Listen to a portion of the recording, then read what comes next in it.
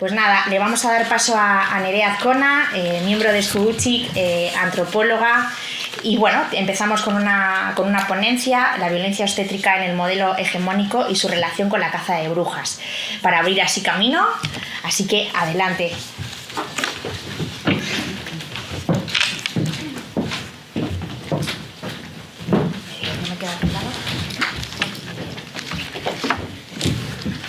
Bueno, hay más antropólogas en el congreso, pero no hace especial frío. Pero me voy a poner un palestino por lo que significa.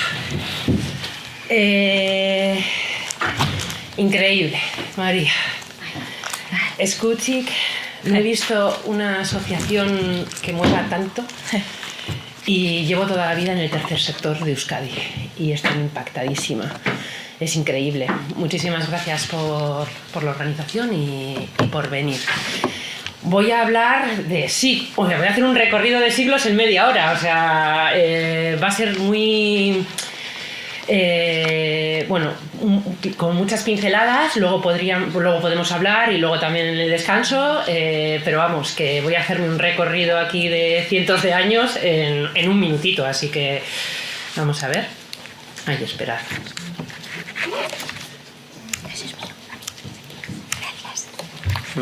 ¿Cómo le doy? Tenéis... ¿Qué le pasa? Tenéis por ahí el ratón. Sí, pero a ver. ¿Y por qué no pasa? No sé. Igual desde... Ahí, vale, ya está. Vale, opa. Bueno, hasta el siglo XVI los partos eran un misterio femenino, ¿no? Transmisión de conocimientos de comadrona a comadrona, una transmisión oral, sabiduría popular. También tenía un reconocimiento legal y social, pero sorpresa, muy mal remunerado, como absolutamente todos los gremios feminizados hasta el siglo XXI. O sea que hay cosas que se mantienen. ¿Por qué estaba mal remunerado? O sea, había comadrona, existía como oficio, pero se le remuneraba dependiendo de la parturienta. O sea, si la parturienta tenía, pues se le pagaba, y si tenía menos, pues se le pagaba menos. O sea, es un poco impensable en otros gremios, ¿no? Pero bueno, la feminización de la pobreza da para otra ponencia. Este siglo empezó ya por parte de los médicos, y cuando digo médicos lo digo adrede en masculino, porque muy pocos hombres privilegiados podían entrar a esta profesión, blancos, hombres de clase alta, se empezaron a interesar por la obstetricia, ¿no? Y ese acercamiento a la obstetricia lo que hizo fue rechazar absolutamente todo lo anterior. No recogieron cómo se hacían las cosas hasta este momento, sino que rechazaron y pusieron un nuevo modelo, que es el biomédico, ¿no? Y yo lo voy a resumir todo en qué pasó. O sea, ¿qué pasó? Algo pasaría, ¿no? De repente. ¿Cuándo empezó la violencia obstétrica? Dos momentos. Algo que pasó con las que se ayudaban a parir y algo que pasó con las que estaban pariendo. Son dos cosas, dos cuestiones, que es a lo que vamos a ver hoy. Primero, la caza de brujas.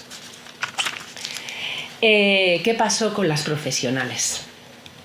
Bueno, entre los siglos XIV y XVIII hubo una transición del feudalismo al capitalismo. No es casualidad la caza de brujas. Siempre se dice, ¿no?, que la Iglesia se casó con el patriarcado y nació el capitalismo. Bueno, pues esto está muy relacionado. O sea, no es que de repente tenía mucha relación con el hecho de traer los niños al mundo, ¿no? Y la caza de brujas, en el fondo, es un eufemismo de dos apropiaciones. Primera, de la privatización de los recursos comunes, y segunda, de la apropiación de los cuerpos femeninos y de su trabajo. O sea, el cuerpo femenino fue la primera herramienta al servicio del capitalismo, porque producíamos trabajadores. Entonces, ¿cómo es tan importante, como una máquina de producción de trabajadores no estaba en manos del Estado y estaba en manos de mujeres que no tenían estudios, que se pasaban en la transmisión oral, o sea, era algo que impensable, ¿no? Entonces, ahí empezó una dualidad de biomedicina, la hegemónica, la que conocemos, versus la medicina del pueblo, ¿no? Con ese imaginario detrás de que la medicina del pueblo, la de las mujeres, las que no solo trataban a otras mujeres, sino que también trataban temas de familia, infancia, consejeras, porque hacían muchas funciones, el imaginario fue que no valía la pena, que no tenía fundamento, ¿no? Y se le fue minando y metiendo una identidad nueva a esas comadronas, a esas herboleras, a esas matronas de brujas. Entonces, ¿quiénes eran las brujas? ¿Quiénes eran las brujas? Pues las brujas que se quemaron y que se juzgaron, que más del 80% de las personas que fueron juzgadas y quemadas fueron mujeres, eran mujeres con capacidad de curar, que en el fondo eran una oposición a esa reacción capitalista y a ese control sobre la producción. En el siglo XVI los partos ya estaban en manos masculinas. Y es muy triste lo de las manos masculinas, porque se pasó de comadronas a obstetras, pero no eran cualquier tipo de obstetras, eran cirujanos. Y esas manos de cirujanos pasaban de hacer autopsias a intervenir en partos, con lo cual sin ningún tipo de higiene, o sea, no tenían todavía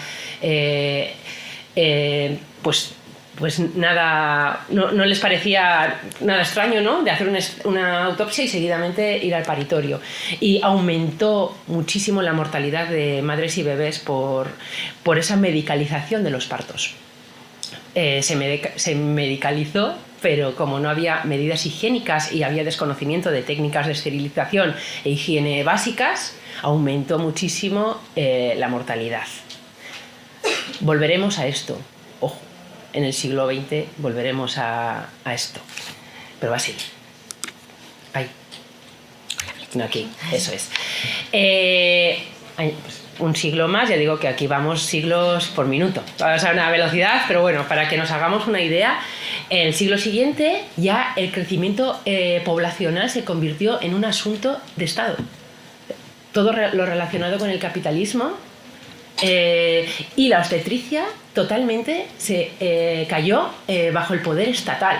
Entonces, cada vez se castigaban más a las mujeres que lo hacían fuera de cómo consideraba el Estado que tenían que hacerse las cosas, porque necesitaban población, necesitaban producción, necesitaban mano de obra. Entonces, pues se pusieron las pilas y dijeron, no es una cuestión tanto, que también, de invisibilizar a la mujer o de desmerecer su conocimiento, sino que de uso de la mujer como máquina de fabricación de obreros o de mano obrera o de productos para el capitalismo. Vale. Esto es lo que pasó con las mujeres que se dedicaban a ayudar a parir a otras mujeres. ¿Qué pasó con las mujeres que parían? Porque pasaron dos cosas. A unas las quemaron y a las otras las tumbaron. Y algo tan simbólico que puede parecer un cambio de postura de parir en cuclillas a parir tumbada fue clave para este segundo paso del despojo del poder sobre el propio cuerpo de las mujeres parturientas. ¿Y por qué esto? Fue un capricho de un hombre.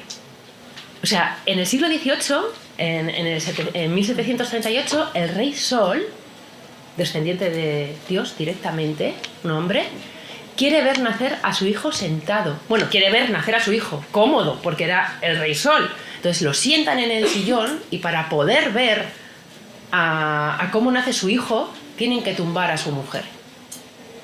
Y a partir de ahí, esa práctica, se dan cuenta que es mucho más cómoda, claro, o sea, para los obstetras, porque entonces algo tan simple como tumbar a la mujer por el capricho de un hombre se convirtió en la otra clave de la violencia obstétrica, para el resto de mujeres. Esa fue una, cuclillas tumbada. Y la segunda fue pasar de casa al hospital. No tanto por cambio de espacio, sino porque en el hospital las puertas estaban cerradas. Lo que pasaba en el hospital no era lo que pasaba en casa. Y ahí se puso a las parturientas en posición cúbito-dorsal y ahí empezaron todo lo que se denomina estrechez pélvica, los cuerpos fallidos, la instrumentalización, los forceps. O sea, hasta el momento las mujeres sabíamos parir, pero en el momento que se nos tumba empezamos a tener problemas para parir y empezaron a salir patologías y empezaron nuestros cuerpos empezaron a fallar. Bueno, o así el discurso fue este, ¿no? O sea, ¿os acordáis que os he dicho que aumentó la... Ya termino, ¿eh? Que aumentó la mortalidad. Bueno, llegamos al siglo XX.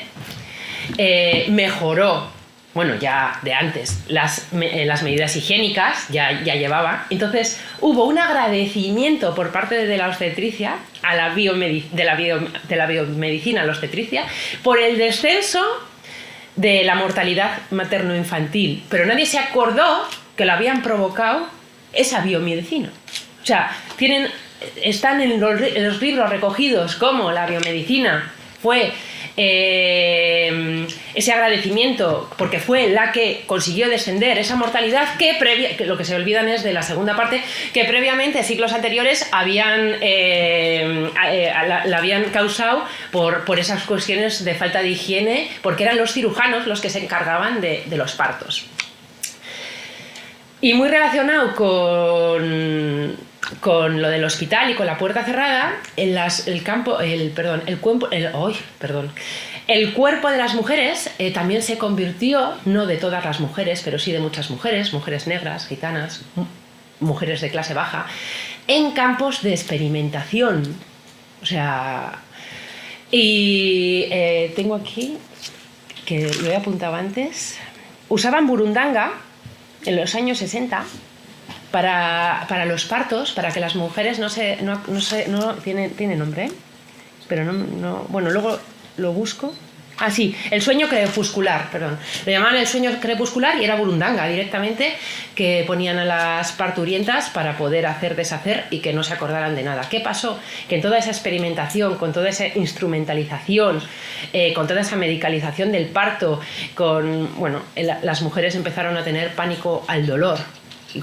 Porque, bueno, no quería empezar fuerte y hay muchísimos ejemplos históricos de qué se hacía a las mujeres.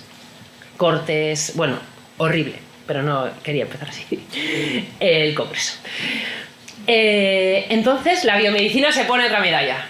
Es decir, no os preocupéis, mujeres, que vamos a hacer partos con analgesia para el control de ese dolor que han provocado también ellos, pero eso tampoco se dice, ¿no?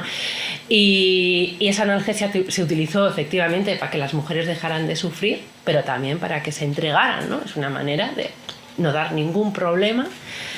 Y bueno, os quería traer esos dos momentos que pasó tanto con las que ayudaban a parir como con las que parían. Es mucho más complejo, muchísimo más complejo, pero bueno, yo creo que es muy simbólico, ¿no? Esa caza de brujas, esa quema de mujeres que tenían conocimiento y ese cambio de postura que no solo fue físico, que fue simbólico y que hasta el día de hoy se mantiene. Así que gracias. Con esto os dejo y luego cualquier pregunta que queráis ya me hacéis. ¡Ay! Hostia. Perdón. Yo soy Nerea Azcona, pero también soy Aurilizundia, porque hay gente que me conoce como Aurilizundia, que soy escritora y he escrito este libro, Madre en Duelo, estamos en la segunda edición y os lo iba a decir y me lo ha recordado María, se me ha olvidado. Tengo varios aquí, si alguien quiere, estoy ahí en primera fila, que venga a por él. Bueno, pues muchas gracias, ¿eh?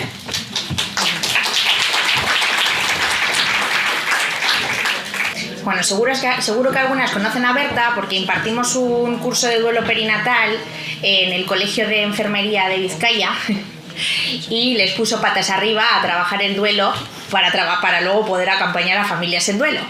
Entonces, seguro que alguna la conoce. Por supuesto, es miembro de Escuuchi, que siempre está dispuesta a ayudarnos y ayudar a las familias. Y bueno, hoy viene con una presentación pues atípica, porque os va a poner a trabajar. Así que en cuanto Nerea nos ponga, pues... ¿Y cómo se pasa, María? Aquí, con la flechita. Ah, vale. Sí. Hola. Ay, qué de gente. Estoy muy nerviosa, algunas ya lo sabéis, porque os lo he contado. Creo que es importante que me presente y os diga por qué estoy aquí y por qué me dedico a lo que me dedico. Soy psicóloga, me formé en psicología hace muchísimos años, estuve en otro ámbito y luego me convertí en madre y todo cambió, todo cambió. Lo que no fui muy consciente, y luego os diré por qué, es que yo sufrí una experiencia de parto traumático, mi segundo parto, y eso fue algo que me súper revolvió. Entonces empecé a recolocarme en mi profesión y desde que me he recolocado estoy acompañando a mujeres en sus maternidades fundamentalmente, pero en todo lo que supone crisis, ¿sí? Como os decía, soy psicóloga, psicoterapeuta, trabajo desde la vertiente humanista integrativa, en la que el amor está súper presente, ¿sí? Y bueno, estoy formada en trauma, en hipnoparto, mindfulness y brain spotting, cosas muy raras que utilizamos en consulta, ¿sí? Bueno, esa es la presentación que quería hacer. Hoy va a ser un día que nos va a revolver mucho, ¿vale? Yo creo que Nerea ya, no sé si lo habéis notado, pero a mí ya me ha movido por dentro, ¿no? Entonces, os pido que os cuidéis. Va a ser un día difícil y mañana también muy bonito, pero creo que nos tenemos que cuidar, ¿vale? Entonces, si alguien necesita algo, creo que estamos unas cuantas psicólogas por aquí, y si no, el que seamos tribu y el que estemos muchas personas también nos va a ayudar. Entonces, si alguien necesita regularse, por favor que lo pida, ¿vale? Yo ya estoy con mi menta por aquí, o sea que si alguien necesita un poquito de menta, brujerías varias, pues también tenemos, ¿vale? Es una orfidad. Vale, pues también nos vale, Nere. También nos vale, Nere. Bueno, pero cuéntanos, o sea, lo de la menta... Lo de la menta es típico de Berta. Yo creo que he estado en grupo con ella, terapéutico, pero que os cuente para qué la usa. La menta ayuda mucho a volver al momento presente. ¿Qué es lo que nos va a pasar a veces a muchas que estemos aquí? Que según vayamos oyendo y vayamos comentando, nos podemos ir a experiencias traumáticas que hemos tenido cada una, ¿sí? Nos vamos al pasado y nos vamos a nuestras heridas. Y la menta ayuda un poquito a volver al presente. Entonces, si alguien necesita un poquito de menta, es solo una gotita y es olerlo. Así que si alguien necesita menta, está estupendo, ¿sí? Bueno, yo... Ponlo en presentación, a ver si podemos. ¿Cómo va esto? A ver. Dale al play de arriba, al triangulito que está arriba. Vale, aquí en reproducir. Ahí, eso es, te das ahí. No sé, mi mano que no funciona. Y Ahora luego sí. ya Perfecto. Vale, he dividido la presentación en 3 partes. A mí me cuesta ser puntual. He flipado con Nerea y se lo agradezco un montón.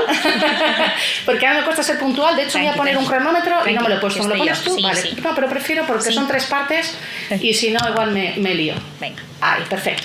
Entonces, esta primera parte creo que es interesante que hagamos todas un trabajo de reaprender. Y esta frase me encanta. Deberíamos dedicarnos a desaprender gran parte de lo aprendido y aprender lo que no nos han enseñado. ¿Sí? Es una frase magnífica de un psiquiatra humanista y creo que estos espacios lo que nos ayudan es a eso, ¿sí? Nos ayudan a poner palabras, a reescribir historias y gran parte del trabajo que yo quería hacer hoy era como que reconstruyéramos esas historias. Uy, qué chiquitín se ve. No sé si veis. Léelo, si no. Vale, pues os tendré que leer, lo siento. ¿Vale? Aquí exponía, la forma en la que entendemos algo se sustenta por cómo nos sentimos, cómo pensamos y todo aquello que rodea ese algo. Nuestra historia afecta a lo que entendemos por violencia obstétrica y a lo que entendemos por parto traumático, por experiencia de parto traumático. Yo me voy a centrar mucho en la experiencia de parto traumático, pero sí que es interesante que hagamos un trabajo de ver cómo la historia que hemos tenido cada una, y no quiero entrar en la historia de nuestras ancestras, que también, hacen que nos acerquemos a estos conceptos de una manera o de otra, ¿sí? Cuando María me pidió que estuviera aquí, me da mucho miedo estas cosas, ponerme delante de profesionales me cuesta un montón, aunque penséis que no, pero me cuesta mucho.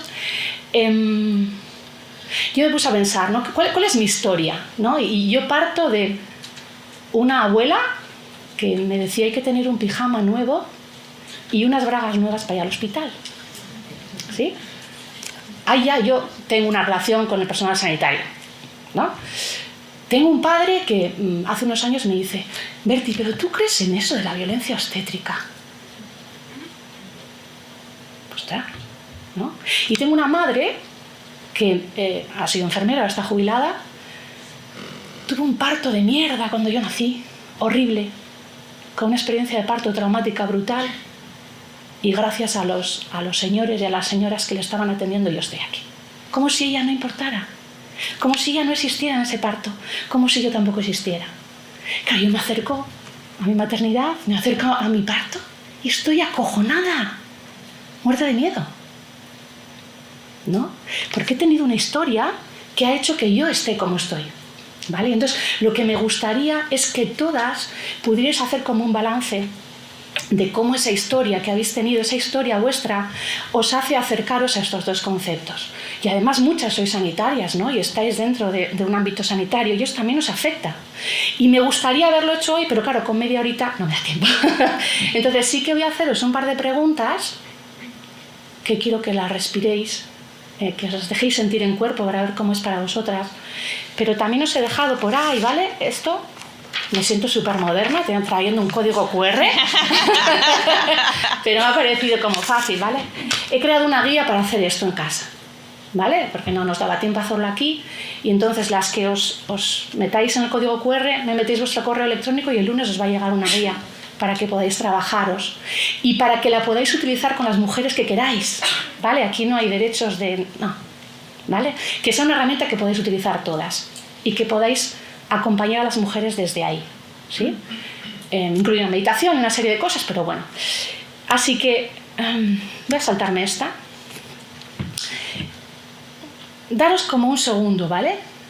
¿Habéis escuchado lo que le ocurre a vuestro cuerpo cuando se habla de violencia obstétrica? ¿O cuando se habla de parto traumático? ¿Cómo está el cuerpo? ¿Sí? ¿Alguien nota algo? ¿No? Sí, vale, gracias. Gracias. ¿Qué sabes de tu nacimiento? ¿Qué sabes de cómo vivió tu madre esa experiencia? ¿No? ¿Qué dice tu madre de su parto, de la relación que tenía con el personal sanitario? Muchas de las que estamos aquí somos de los 70 y los 80, otras mucho más jóvenes también, pero a la mayoría nos separaron de nuestra madre nada más nacer, para que descansara. ¿Cómo ha impactado eso en ti? ¿Se mueve algo? Sí, ¿no?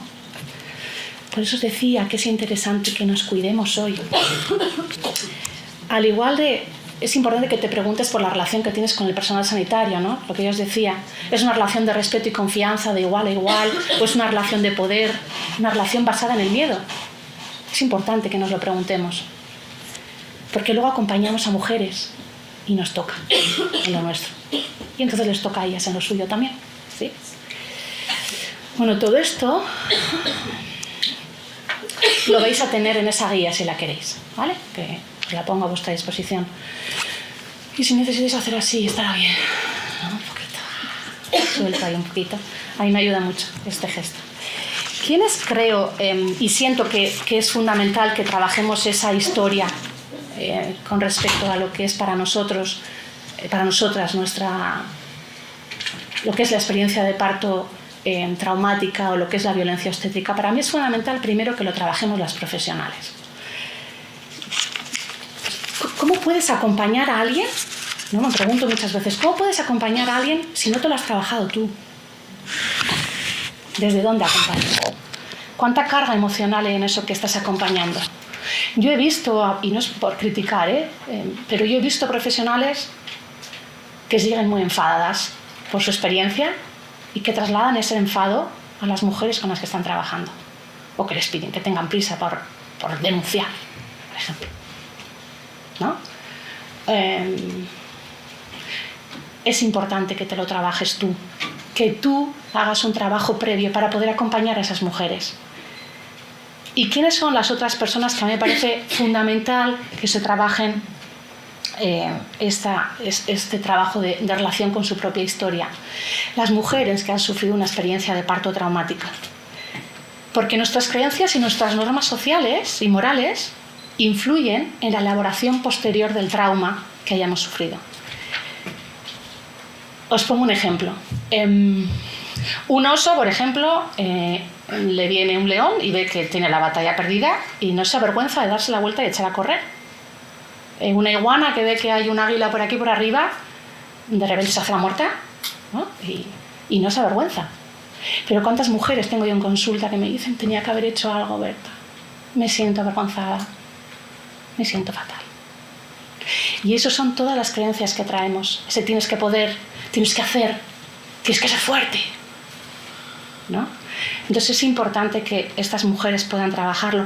También es importante porque las experiencias de parto, o sea, de trauma interpersonal, son las que más nos afectan. Y esta es un trauma interpersonal en el que tú te dejas a otros profesionales, ¿no? Hay algunos autores que señalan que la traición es un punto fundamental en el trauma. ¿La traición de quién? Pues de esa persona en la que has puesto toda tu confianza en un momento en el que tú te sientes vulnerable y ha hecho algo, te ha dicho algo o no te ha atendido como tú esperabas. Y eso rompe todo tu sistema de creencias. Entonces es importante que ellas puedan trabajar. Y por eso creo que es fundamental que hagan este trabajo y por eso quiero que lo tengáis todas y que lo utilicéis mucho, ¿sí? La experiencia de parto traumático no es solo un recuerdo que no se puede asimilar o no se puede integrar, sino que es una ruptura en nuestras creencias sobre nosotras mismas, sobre los demás y sobre el mundo que nos rodea, ¿sí? Como voy de tiempo, María, vale. Entro en la segunda parte, ¿vale? Respiro. Eider se siente como un autómata desconectada de todo, como una extraña de su propia vida, como si todo a su alrededor fuera un sueño. Mariluz tiene dolores frecuentes de cabeza. Según los médicos son tensionales. A ella no le encaja, porque ahora mismo no se siente que tenga ninguna preocupación. Susana de vez en cuando pierde el control. Hay cosas que le hacen saltar como si tuviera un resorte y luego se siente muy mal por hacerlo. Maider sufre depresión desde que recuerda, pero desde que fue madre se ha agravado muchísimo. Desde siempre siente que no ha sabido valorarse.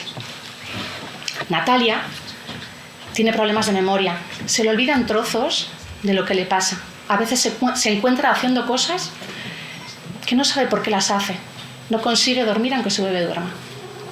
Nerea vive en una angustia permanente, con recuerdos constantes que le hacen sentirse como si estuviera ocurriendo una y otra vez lo mismo. ¿Qué tienen en común estas mujeres?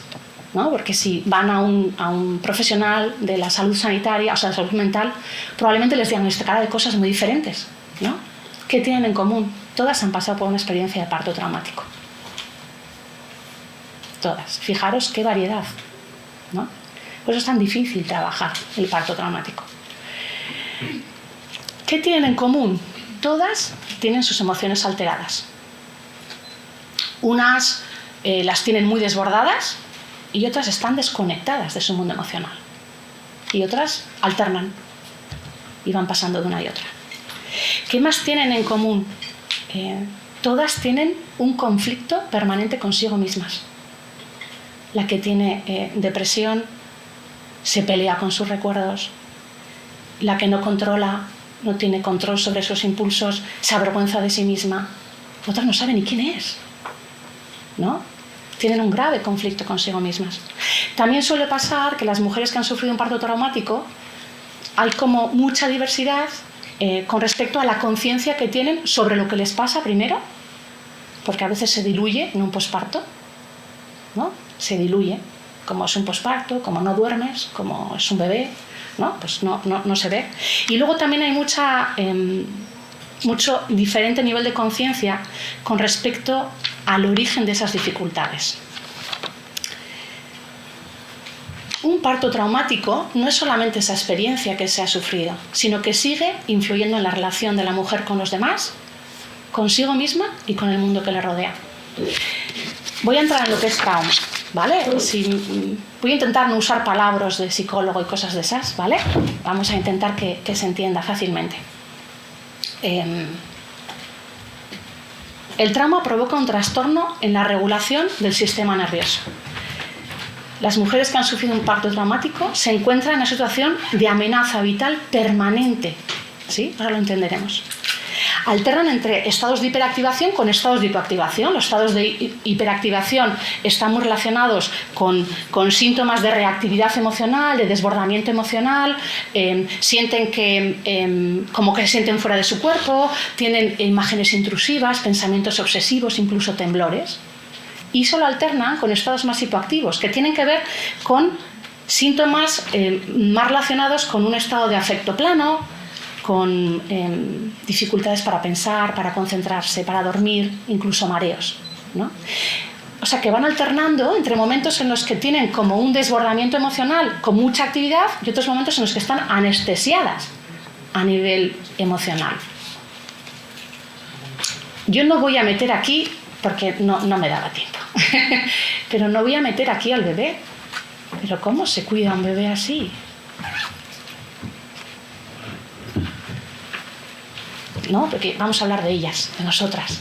¿Cómo me cuido yo? Pero es que además es que tengo un bebé que es súper vulnerable, al que alguien tiene que estar, ¿no? Y yo no puedo estar. ¿Sí?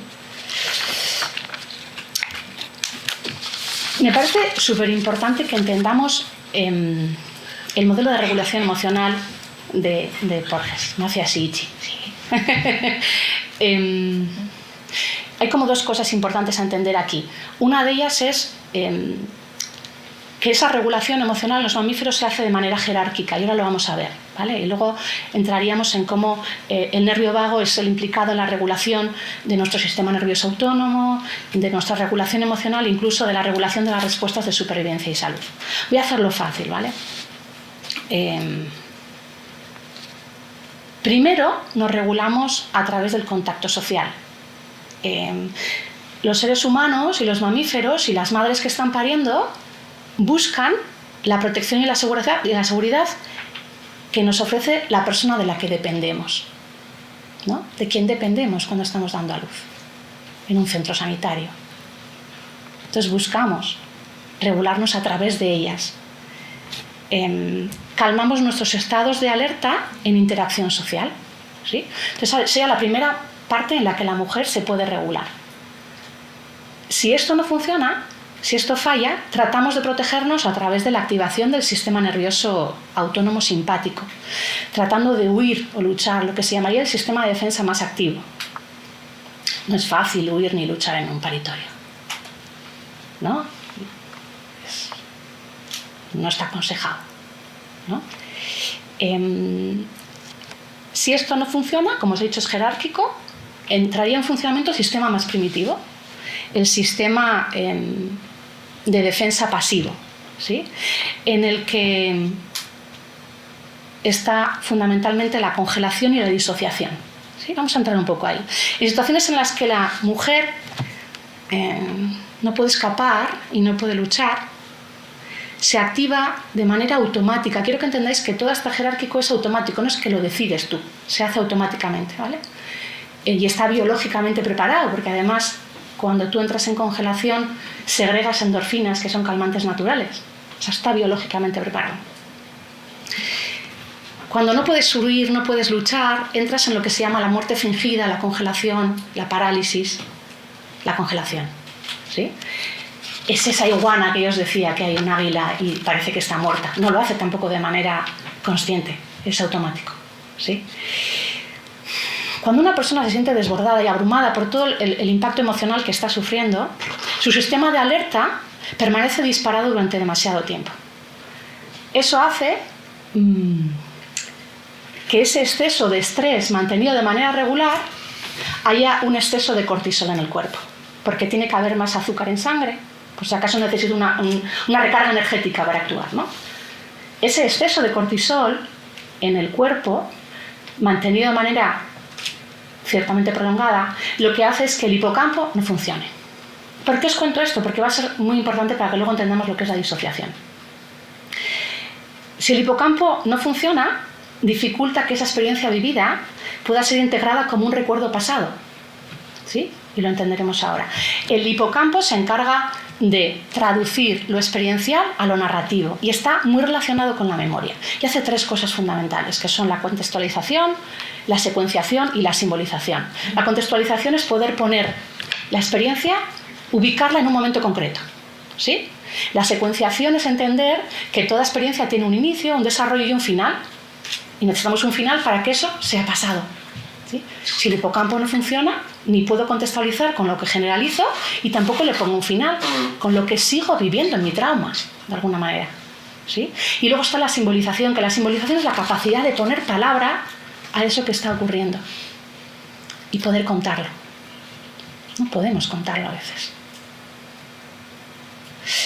A veces las experiencias traumáticas no solamente la experiencia, sino es el hecho de no poder contarlo a alguien. Eso traumatiza más que lo que es la experiencia traumática. Entonces, como os decía, si el hipocampo no funciona, ocurren ciertas cosas.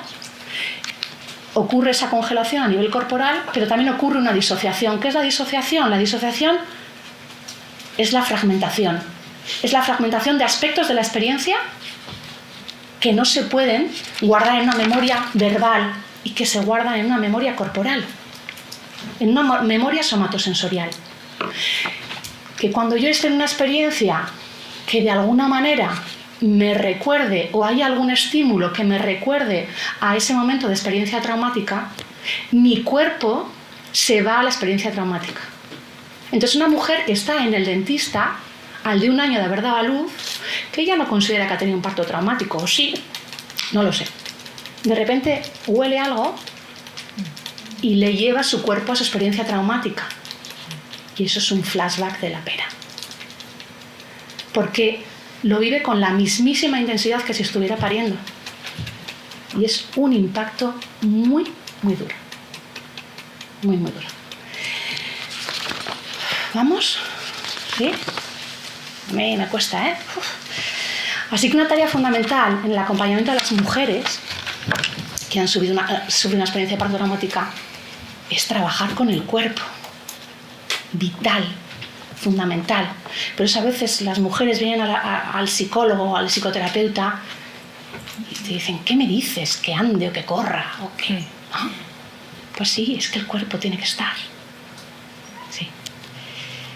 Aquí está como muy fácil explicado. El parto traumático es una experiencia silenciada por nuestra sociedad. Sí, porque a veces no podemos hablar de violencia todavía, estamos en una ley de silencio, ¿no? Si no puedo hablar con nadie de mi dolor y del terror que viví, y si no hay nadie que sepa escucharme, cuidarme, quererme, acompañarme, no lo puedo digerir. Y entonces queda grabado en mí como una experiencia traumática que no acaba de terminar, que sigue conmigo y que me impacta en las relaciones con otras personas, en la relación con mi hijo, en la relación con mi pareja, en la relación con mis amigos, con mi familia, con todo, ¿no? Y además permanece archivado en mi memoria como algo desadaptativo, mal digerido y enquistado. ¿Sí? Voy a por el último. ¿Sí? ¿Voy bien? Vale, bien.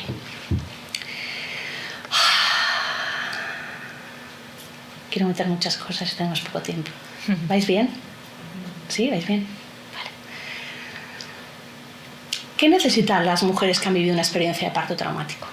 Pues necesitan una psicoterapia orientada en 2 ámbitos. Por un lado, en la integración de la historia traumática y por otro lado, en la relación terapéutica propiamente dicho.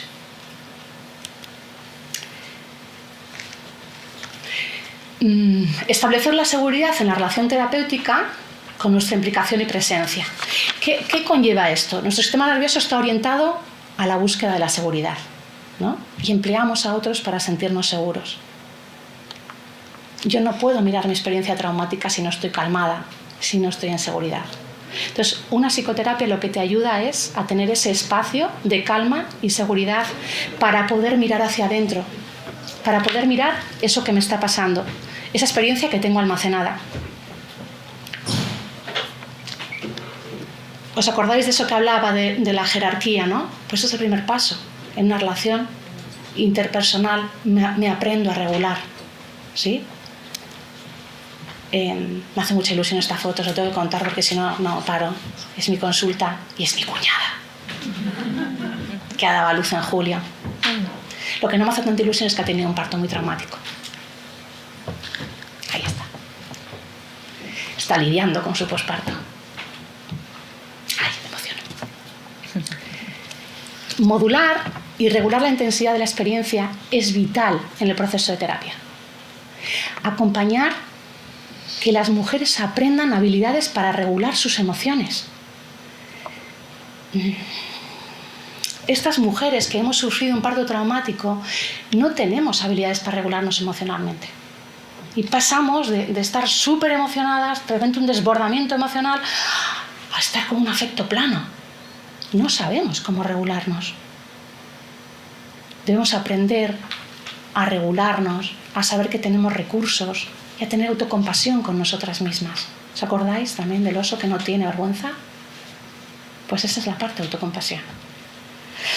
Tanto las emociones como las sensaciones físicas son nuestros sensores. Cuando tenemos trauma, cuando hemos sufrido una experiencia de parto traumática, eso está aplanado. Nuestros sensores están como si no funcionaran, ¿no? Están totalmente atenuados y eso hace que anulemos también nuestras referencias sobre lo que nos ocurre, sobre lo que nos afecta, sobre lo que necesitamos. ¿Cuántas veces en consulta preguntas qué necesitas? Claro, si es que no sé, mis sensores no están funcionando. No sé lo que quiero, no sé lo que necesito, no sé cómo regularme, ¿no? Y entonces nos encontramos con mujeres, en el mejor de los casos, superfuncionales, que atienden a su bebé, pero no conectadas con su parte emocional, tampoco entonces con la parte emocional de su bebé que necesita a su madre para regularse, o si no, con mujeres súper desreguladas, que no pueden regularse a sí mismas, ni a sus bebés. Acompañar a la mujer con trauma, sería interesante acompañar a la mujer a vivir fuera del trauma, ¿sí? Y esto pasa por enseñarle a despertar el cuerpo, ayudarle a sentir sensaciones físicas no asociadas al trauma, por ejemplo, la fuerza, el equilibrio, la seguridad, el placer, porque todo eso no saben. Entonces hay que acompañarles a descubrir esas nuevas sensaciones físicas. Una vez que siente que tiene control sobre sus sensaciones y emociones, entonces podrá entrar a ver las sensaciones del trauma. Pero primero hay que hacer un trabajo previo, por eso es importante que no corramos, que no tengamos prisa, porque necesita un montón de cosas antes de poder entrar en su experiencia traumática, porque si no, en vez de trabajar su trauma, lo que está es reviviéndolo. Lo que os decía, o sea, sí, ¿cuántas veces hay mujeres que están contando su experiencia traumática y tú estás viendo y dices, esto es retraumatizante para ella? Así que no corráis. No corráis. Ayudarles a regularse y luego ya entrarán cuando ellas puedan. ¿Sí? Esto es lo más teórico, pero bueno, había que meterlo. Otra de las cosas que hay que trabajar es la presentificación y la personificación. Son términos que usamos en psicología, que los trabaja mucho Janet, psicoterapeuta de hace muchos años. Con la presentificación lo que queremos es diferenciar aquello que es la experiencia correspondiente al presente y lo que es el pasado, ¿no? Se trataría de mantener la conciencia en que hoy estás recordando algo que ocurrió, no lo estás reviviendo. ¿Sí? Y es importante. Cuando está una mujer contigo y te está contando experiencia de parto traumática,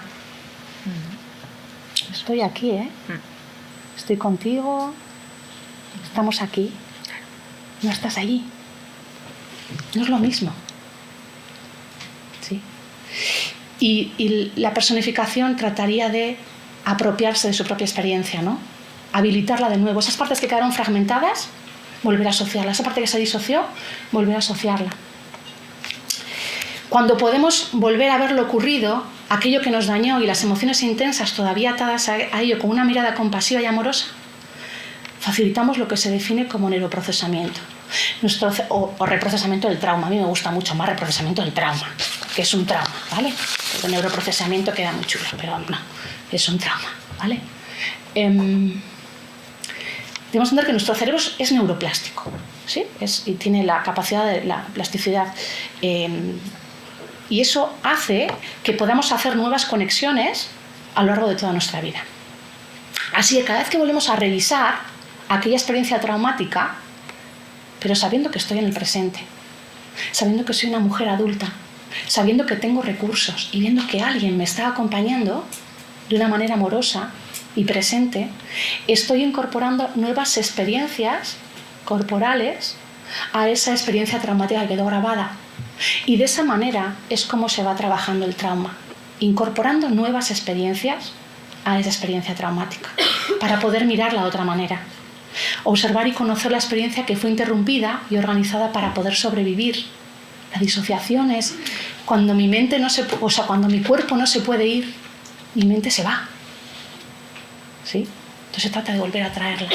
Para lo que os decía, para poder saber lo que necesito, para poder regularme, para poder tener una vida plena.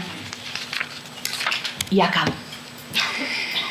Aspectos vitales del trabajo de parto traumático. Creo que todos os he dicho ya, ¿vale? Pero no prioricemos la recuperación de recuerdos traumáticos. Dejamos que vaya poco a poco, a medida que la persona puede ir sosteniendo cada una de las cosas. No hay prisa. No hay prisa, de verdad. O sea, hay terapias que duran 3 años, hay terapias que duran muchísimo tiempo. Vamos a dejar. Es muy importante el ritmo en la terapia. Permanecer en la experiencia en vez de huir de ella. Por eso decía que las que acompañamos tenemos que estar muy trabajadas, porque a veces ves que de manera totalmente inconsciente alguien te está contando algo y le cambias de tema. Ay, claro, es que no puedo. ¿Vale? Observar lo que ocurre y no interpretarlo. Observar, que pueda observarlo ella, que lo pueda observar tú, que le digas, lo estamos mirando, aquello que no miró nadie, lo estamos mirando las dos. Y permitir que surja lo que quiera emerger. Si es movimiento en el cuerpo también. La última vez que yo estuve haciendo brain spotting, yo recuerdo que mis brazos hacían así. Esto a mí me reconectó con algo. Mi cuerpo necesitaba hacer ese movimiento, ¿sí? Y hay que ayudarle a ejecutar esos movimientos de manera lenta y plenamente consciente, porque de esa manera va descongelando esas acciones que fueron inhibidas. Quizá yo en mi parto no pude hacer así, pero lo he podido. Y ya he integrado algo más en mi experiencia. Y de esa manera lo tengo mucho más integrado. ¿Sí? Y luego vamos despertando la capacidad de metarreflexión o de observación para poder verlo, para poder ir hacia adentro, para poder mirarnos a nosotras mismas. ¿Sí? Y bueno, muchas gracias a todas. No sé cómo estáis. Yo estoy muy revuelta, ¿eh? He ido muy rápido y me gustaría haber ido un poquito más despacio. Me tenéis a vuestra disposición, ¿vale? Yo estoy mucho en redes y cada vez disfruto más, además, haciendo cosas diferentes, pero si necesitáis cualquier cosa, me podéis encontrar en Google a Psicología, ¿vale? Y os invito a hacer el código QR y a descargaros esa guía que probablemente os pueda ayudar muchísimo, ¿vale? Ha sido un gusto. Agradezco muchísimo a María que haya contado conmigo. Ha sido un reto para mí, pero lo he disfrutado, así que cualquier cosa que necesitéis, pues en el descanso o cuando sea, estoy para vosotras, ¿vale?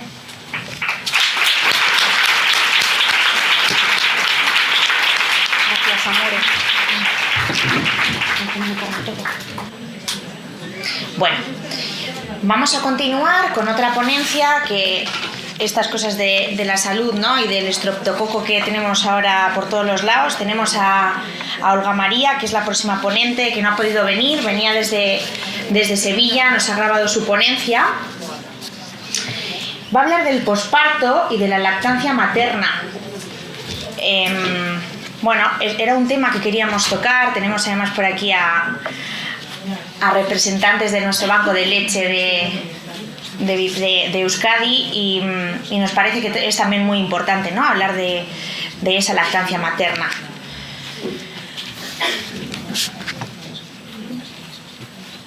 Vamos a ver si escuchamos bien.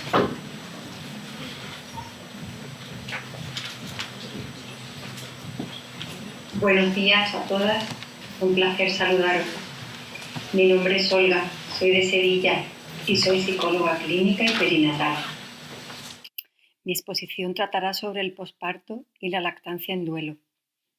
Estoy muy contenta de compartir esta información con todas vosotras y de disfrutar y de aprender del resto de la información que se compartirá en el Congreso.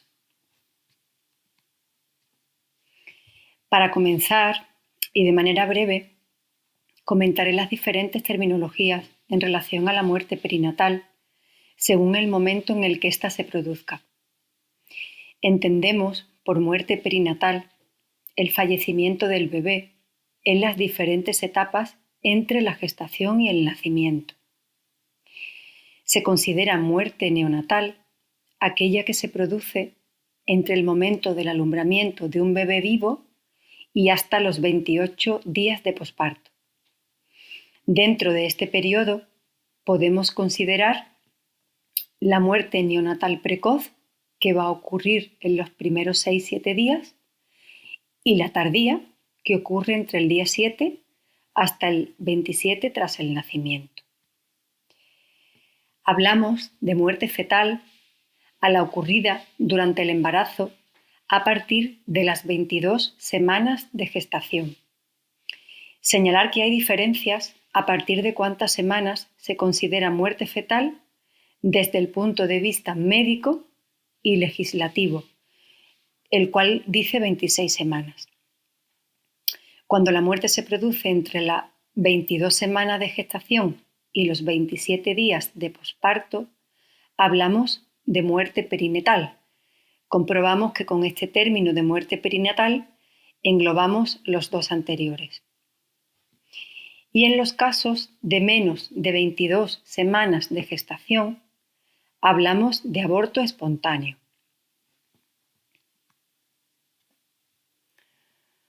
Es importante señalar que los términos referidos anteriormente se consideran biomédicos, por lo que no vamos a considerar que sea lo mismo referirse a muerte perinatal que a duelo perinatal. Yo voy a centrarme en hablaros de la lactancia en duelo. El posparto sin bebé vivo es probablemente una de las situaciones más desgarradoras que puedan vivir una madre y un padre. Lo que ocurre en el duelo perinatal es que se convierte en un duelo silenciado. ¿Qué significa cuando decimos silenciado, desautorizado? Nos estamos refiriendo a esa negación social y cultural, a ese mutismo impuesto sobre la realidad de la existencia de las muertes perinatales. La sociedad no está preparada para este suceso y, por lo tanto, para sostener el sufrimiento que conlleva. Es importante destacar el dolor que añade esa invisibilización y esa falta de reconocimiento social, dificultando hablar de lo ocurrido y del dolor sentido.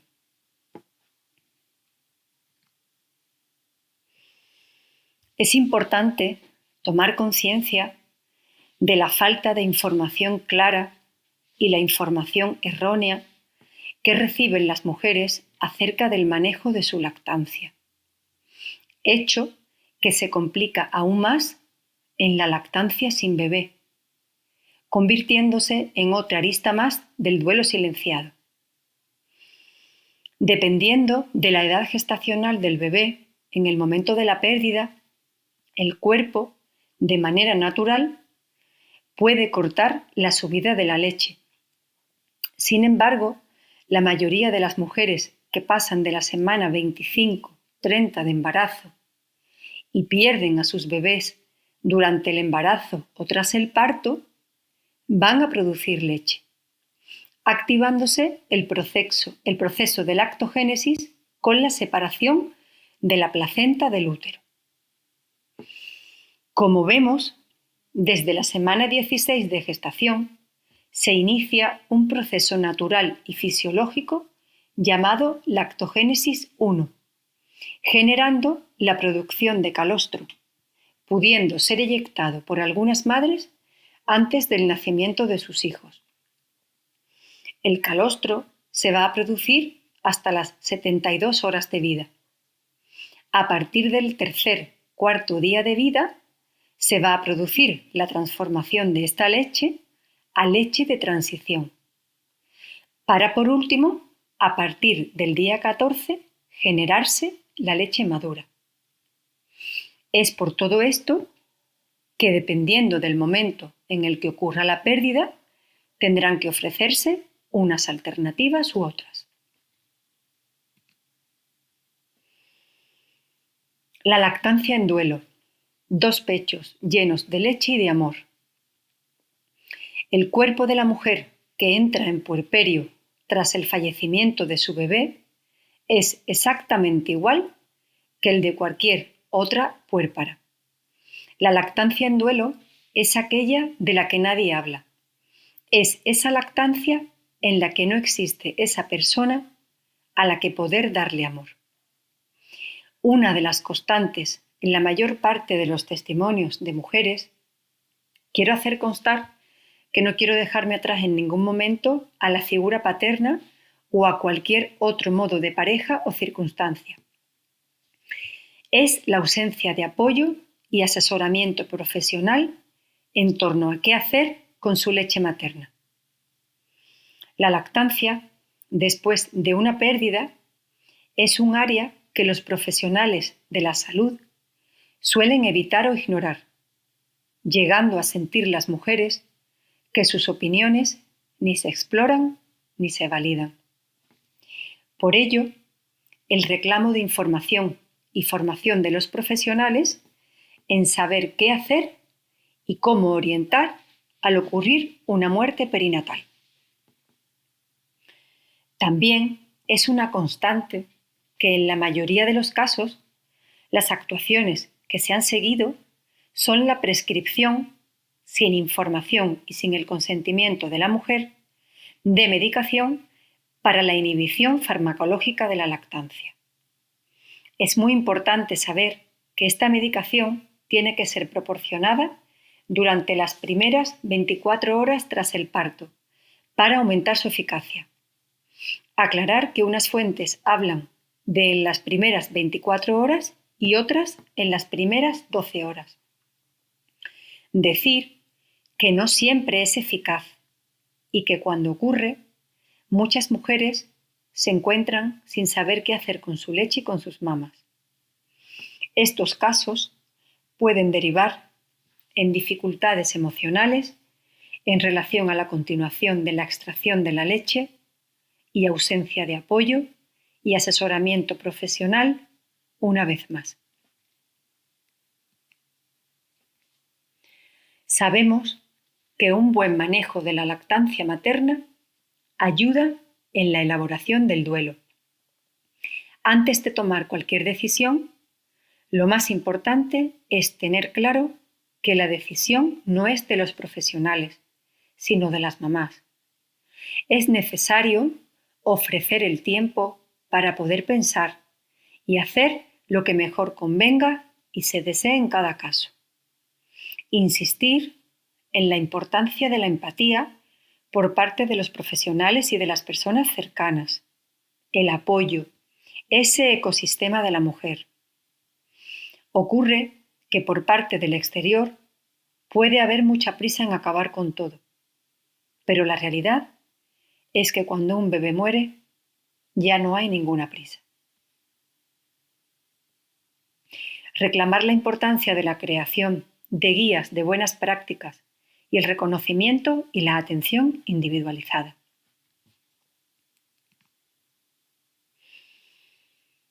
Hay diferentes opciones en relación a qué hacer con la lactancia materna.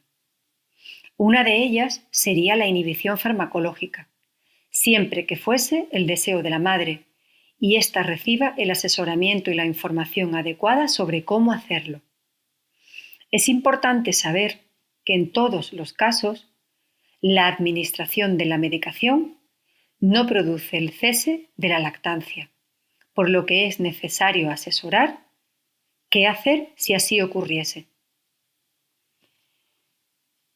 Está la inhibición fisiológica, que consiste en inhibir de manera progresiva la producción de leche, evitando la estimulación del pecho. Solo serían necesarios los vaciados justos para no sentir molestias en las mamas. Poco a poco, al no estimular el pecho, el cuerpo, de manera natural, dejaría de producir leche. Tenemos la opción de la continuación de la lactancia, cuando el deseo de la mamá no es inhibir la lactancia. Puede continuar extrayendo o amamantando otros hijos si los hubiere. Puede mantenerse hasta que se decida o hasta que el cuerpo decida no producir más leche. Y por otro lado, tenemos la opción de la donación de la leche materna. Para mí el tema estrella es la donación de la leche materna. Un banco de leche materna es un centro especializado responsable de la promoción y apoyo a la lactancia materna, donde la leche humana, donada por madres seleccionadas, se recibe, procesa, analiza, almacena y posteriormente se distribuye a los centros hospitalarios para alimentar a recién nacidos hospitalizados que no pueden recibir leche de su propia madre. Tras la revisión de testimonios y bibliografía acerca de la donación de leche materna, el denominador común es el desconocimiento y la falta de información al respecto. Esto puede tener como consecuencia la ausencia de oportunidad para algunas madres de pensar si hubieran querido seguir con su lactancia. Existen mitos en relación al dolor que pueda suponer para una madre seguir produciendo leche, ya que sería aferrarse al dolor de la pérdida. Sin embargo, tras la revisión de los testimonios reales, lo realmente doloroso es tener una lactancia de la que no poder hablar, donde no se reconozca la tristeza que se está sintiendo. Así, la extracción y donación de leche se considera un acto de visibilización de la pérdida perinatal. Podemos asegurar lo satisfactorio que es para las familias adentrarse en la experiencia de la donación. Existen testimonios de satisfacción, de experiencia catártica, de liberación, de sentir que el cuerpo funciona y de la ayuda que supone en el inicio de la aceptación de que su bebé ya no está. Es una ayuda para aliviar el dolor de sus almas, saber que sus leches podrán ayudar a otras mamás y a otros bebés. Vivencia de la donación como una experiencia amorosa y que proporciona una gran enseñanza. Uno de los sentimientos más bonitos que relatan las mamás es el valor y el aporte que el nacimiento de sus hijos han hecho al mundo. Donar la leche da un sentido a la vida del bebé fallecido. Se transforma en una fuente de empoderamiento en un momento en el que no hay ningún tipo de control. Y pensar en la ayuda a otros bebés produce sensación de paz. Volver a recordar que el acto de donar es de la mamá y del papá, aunque la leche esté en los pechos de la mamá. Insistir en que los profesionales sepan que la extracción de la leche no es lo que produce dolor, que lo que produce dolor es la pérdida del bebé. Recordar la importancia de reconectar con la sabiduría de los cuerpos y de que cada mujer sabe lo que necesita para elaborar su duelo.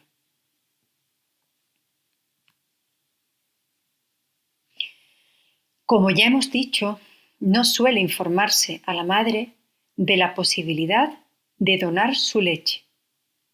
Además, también ocurre que madres que tienen claro que quieren donar tampoco encuentran con facilidad la forma de hacerlo a los bancos de leche ya existentes, Puede ocurrir no tener ninguno cerca o no tener los medios para hacerla llegar.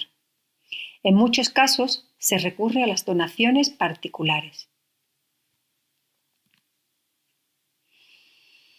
Actualmente existen en España 18 centros en activo, con diferentes modelos, integrados en los bancos de sangre y tejidos, en los servicios de neonatología, en las unidades de nutrición personalizada y los centros mixtos que combinan dos de los modelos mencionados.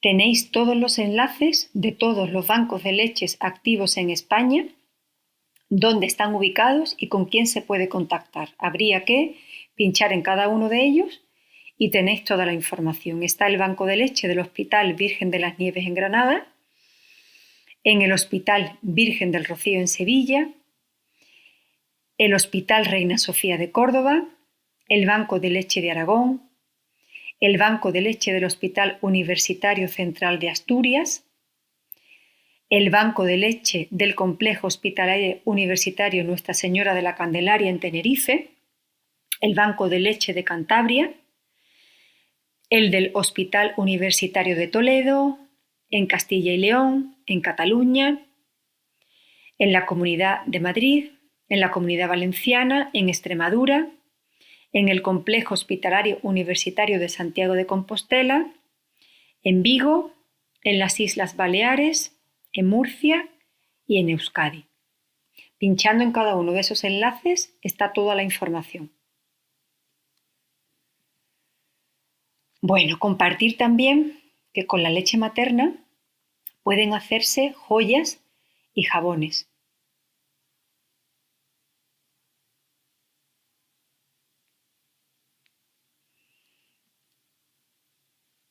Os comparto estos 3 libros acerca del duelo y de la lactancia en duelo.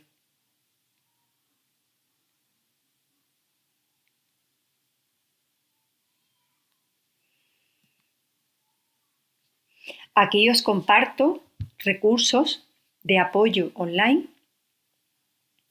Movimiento Rubén ha sido creado por Olaya Rubio, que es la autora del libro citado anteriormente, Madres también, alimento para el alma. Recoge testimonios de donantes con estrella, que son madres en duelo, que han podido hacer donaciones de leche, tanto privadas o particulares como públicas en bancos de leche. Humamanita, apoyo, sensibilización y humanización de la atención a la muerte y el duelo perinatal. FEDALMA, la Federación Española de Asociaciones Pro Lactancia Materna. LactApp, Sempiternus, Nubesma, Era en Abril, la Liga de la Leche y la app de lactancia.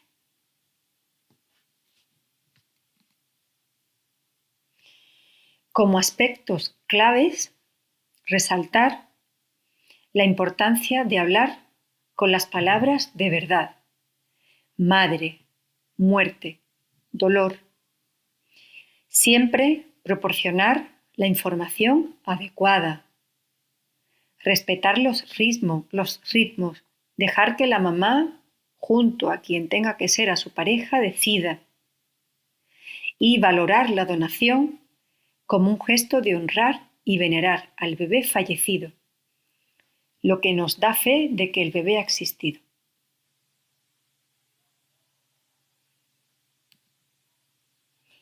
Para finalizar, os dejo con una canción de bebé.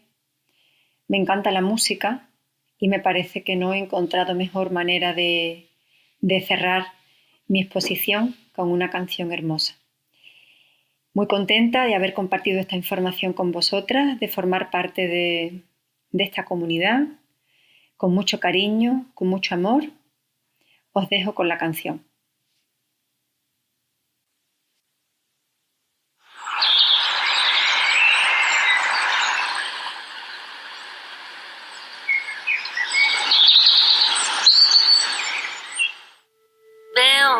como caen de mi piel trocitos descamados por la ausencia de tu humedad, mi cuerpo deshidratado. Cae la piel rota, dejando al descubierto la otra con más brillo que la que cae, porque algo está alimentando mi piel. En silencio grita, sácame de aquí. Mi piel en silencio grita, oxígeno para respirar, respirar de esta falta de ti, respirar de esta ausencia de mí, respirar para sentir mejor, respirar para aliviar el dolor, respirar, respirar, respirar, respirar, respirar, respirar. Hoy necesitaría la invasión de mi espacio personal, pero no, hoy no lo habrá. No habrá abrazo, no habrá tu abrazo, hoy no lo habrá. El dolor por momentos se hace casi insoportable, pero lo que no te mata te hace implacable. Cada uno en su universo siente su dolor como algo inmenso. El amor nos da la vida y su ausencia nos mata un poco cada día. Mi piel en silencio grita, sácame de aquí. Mi piel en silencio grita, oxígeno para respirar, respirar la falta de ti, respirar la ausencia de mí, respirar para sentir mejor, respirar para aliviar el dolor, respirar para sentir que estoy viva y puedo respirar sin ti, respirar, respirar, respirar,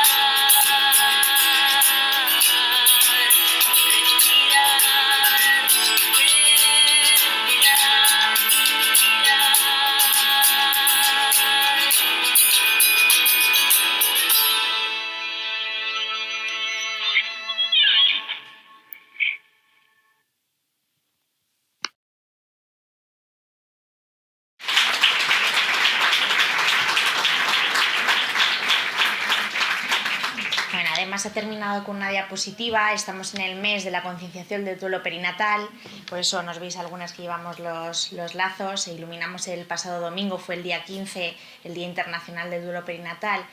Y bueno, pues hemos conseguido iluminar más de 50 edificios en Euskadi y Navarra, y estamos muy satisfechas, gracias a las familias, por supuesto, de Eskuutzik, ¿no?, que han ido a sus ayuntamientos a hacer las peticiones. Así que por eso está también este congreso en este mes, no sé, porque nos haya apetecido, ¿no?, sino también pues hacer un guiño a algo que al final es internacional y que es un día mundial. Así que ahora toca el turno de que Nerea, Berta, Olga no puede estar, pero bueno, si no os dejaremos su contacto por si alguna se quiere poner en contacto a través del email o lo que sea. Luego, al final del día, publicaremos estas jornadas para que gente pueda acceder a ellas, y las presentaciones las tendréis para poderlas visualizar en otro momento. Ahora toca el momento del espacio de palabra, de compartir, de preguntar. Así que Nerea, Berta, adelante, para aquí arriba, Va a estar Nuria con el micrófono para que nos escuchemos bien.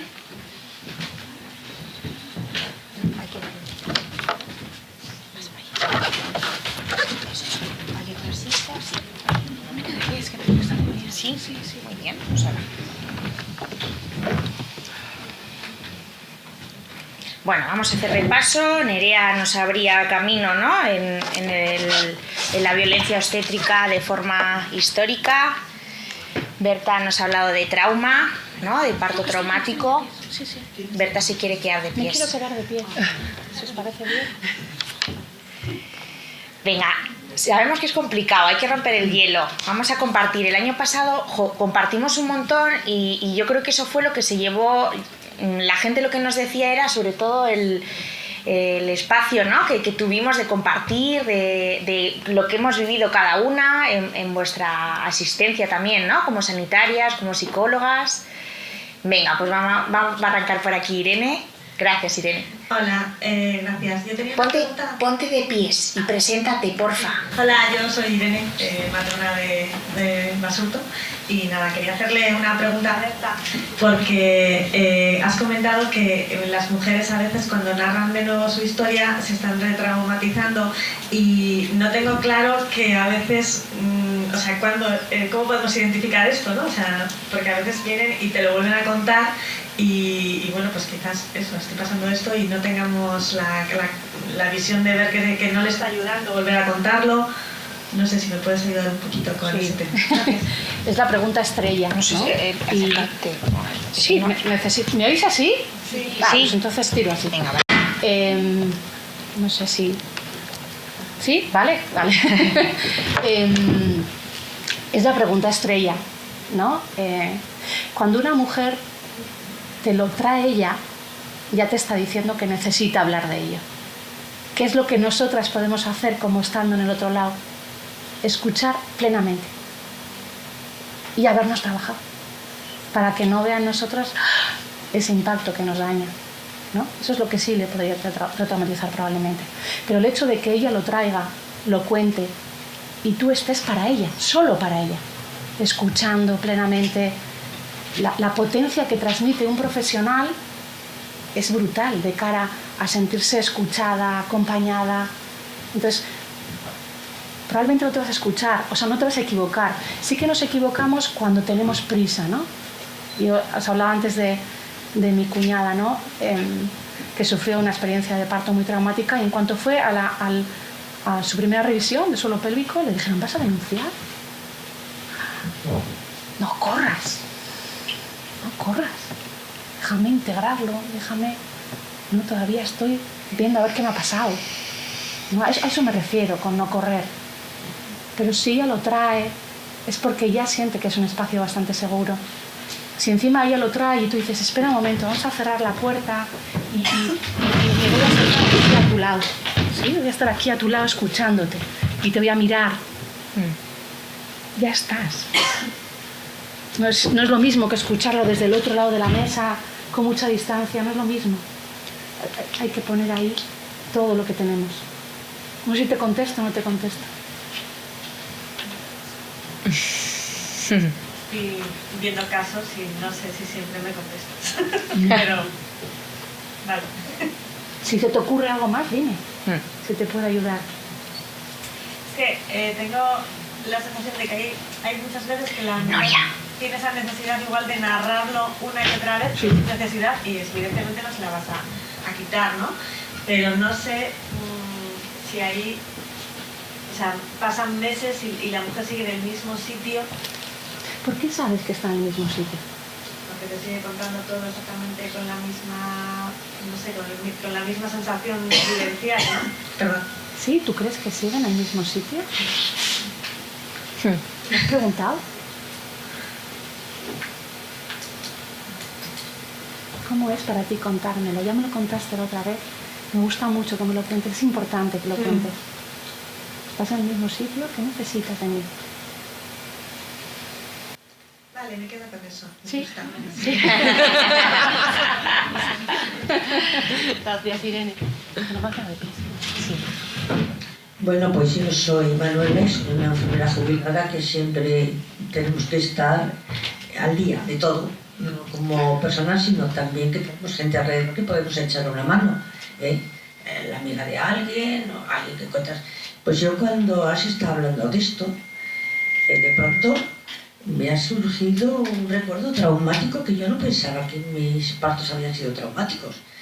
Y ha surgido así de golpe y me he sentido muy mal. Yo en aquel entonces pensabas, pues bueno, que tenías que andar corriendo, el niño, el colegio, el que nazca, el que tengas que incorporar al trabajo en tan poquito espacio de tiempo, que hable mucho más. Lo vives como tú dices, pues el niño no duerme y tú tampoco, no sabes si tirarte de pelo o tirar al niño por la ventana. Entonces, claro, ahora lo miras así y nos reímos, pero aquel entonces no era ninguna gracia. Gracias a que una amiga aparece por allí y deja la mitad de dormirte porque tienes una pinta de mujer de guarra asquerosa, que ya me cargo de la niña. Entonces, esos momentos es cuando ahora que lo estás contando, me surgen así de golpe. Y me ha dejado bastante dolor en el coche, no te digo nada.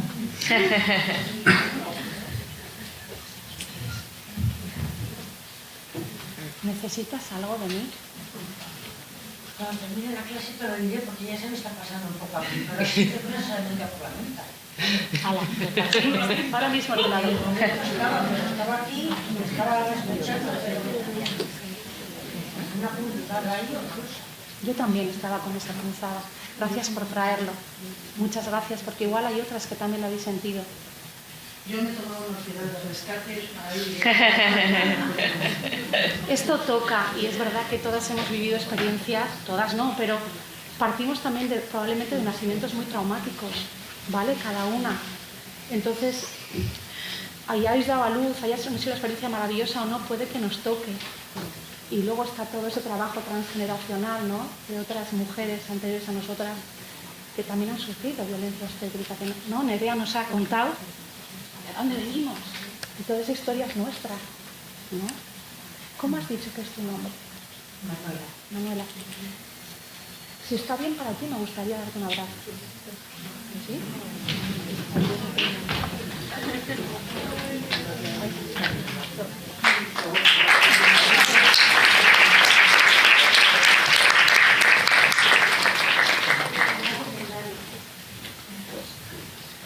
Hola, yo soy Marina, que soy enfermera pediátrica, soy responsable del banco de leche en el Hospital de Cruces y la verdad es que yo sufrí violencia obstétrica, sobre todo con mi primer hijo, y para mí fue una experiencia horrible y que no pude contar durante muchos años.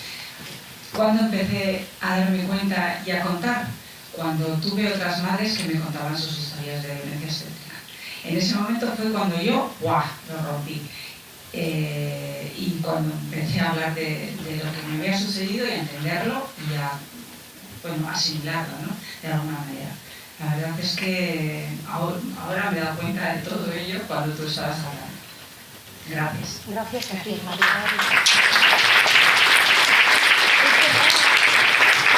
Es verdad que además estáis en una posición muy complicada porque trabajáis en ello y estáis constantes, es como nosotras, ¿no? Yo estoy en la consulta y me viene una mujer con un parto traumático y cuando yo lo he sufrido me impacta, ¿no? Yo me he tenido que trabajar. Os invito a todos a trabajaros. Para mí también fue difícil detectar que había sido un parto traumático. No lo entendía, no podía ponerle palabras, ¿no? Yo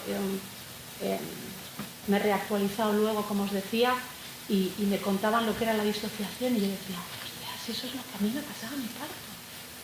Si yo me fui y no recuerdo nada, solo recuerdo que sonreía para no molestar. Sonreí para no molestar.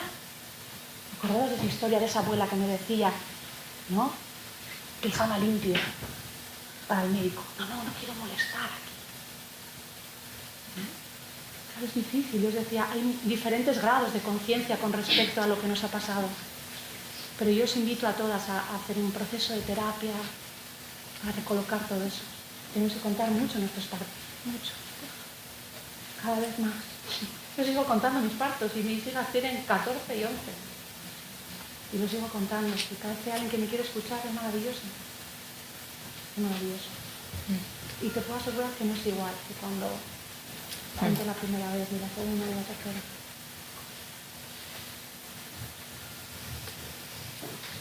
Bueno, yo soy Lorea, soy matrona también de Basurto y quiero lanzar una reflexión con Nerea.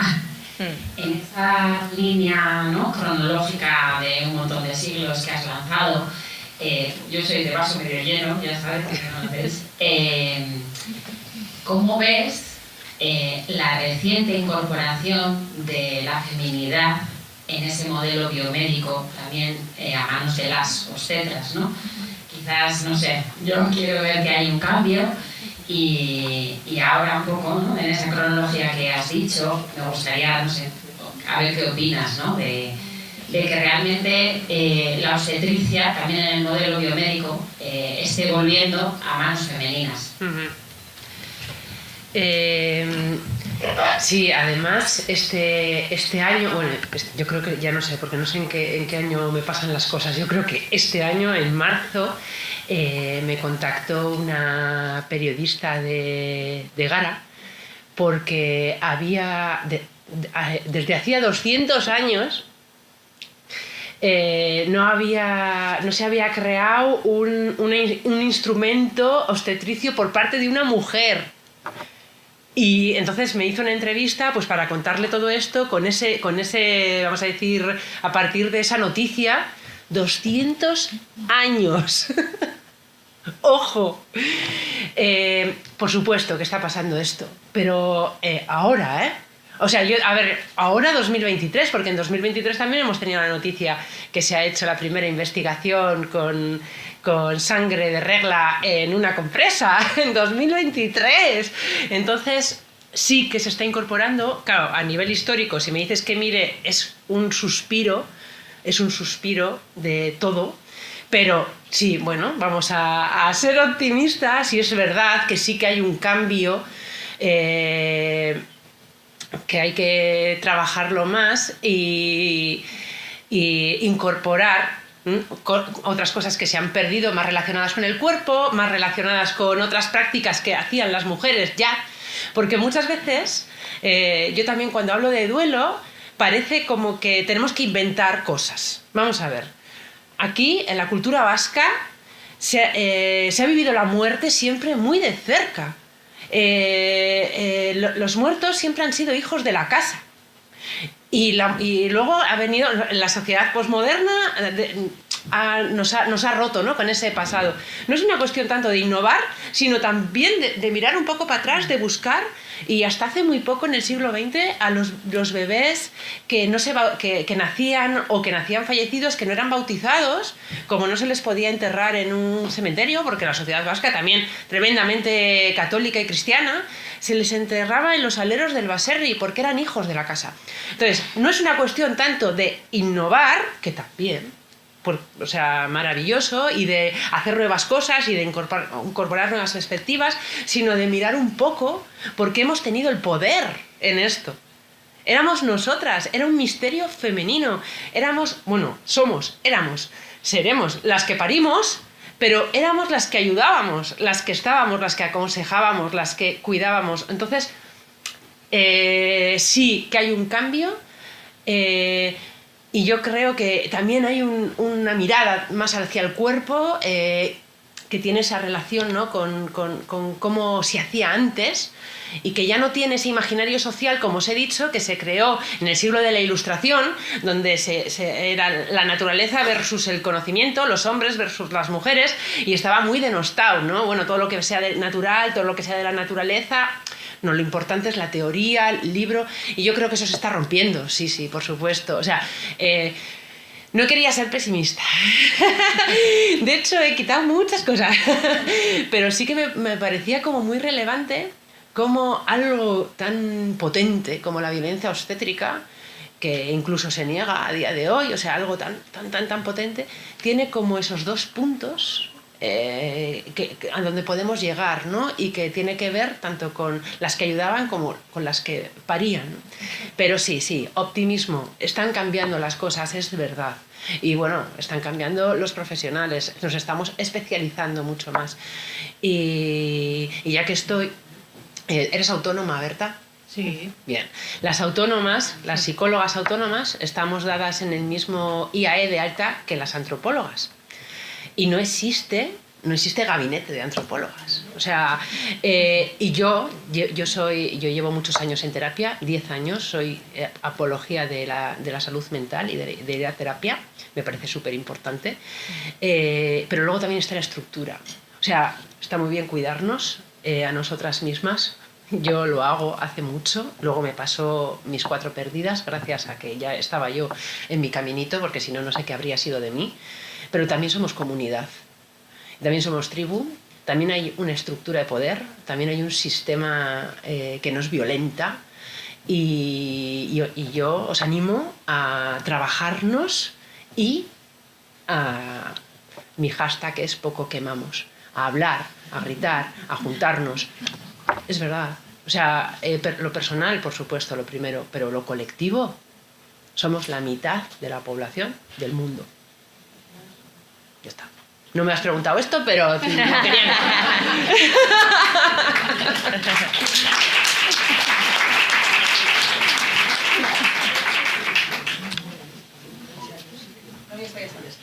Hola, bueno, no me pongo de pies porque me puedo desmayar. Aprieta, abajo. Bueno, yo ya tengo ya una edad, como podéis comprobar, y no estoy jubilada todavía, pero me quedan 4 meses. Soy enfermera de salud mental y también de antropología. Bueno, yo parí hace ya 35 años y fíjate tú, a mí me apetecía muchísimo hablar de mi parto en aquella época, pero yo decía, a ver, ¿cómo voy a empezar a hablar de mi parto si odiaba que los hombres hablasen de la mili? Ibas a cualquier sitio y los hombres hablan de la mili. Decía, no vamos a ser nosotras igual y nos vamos a poner a hablar de nuestros partos, porque también era algo bastante común.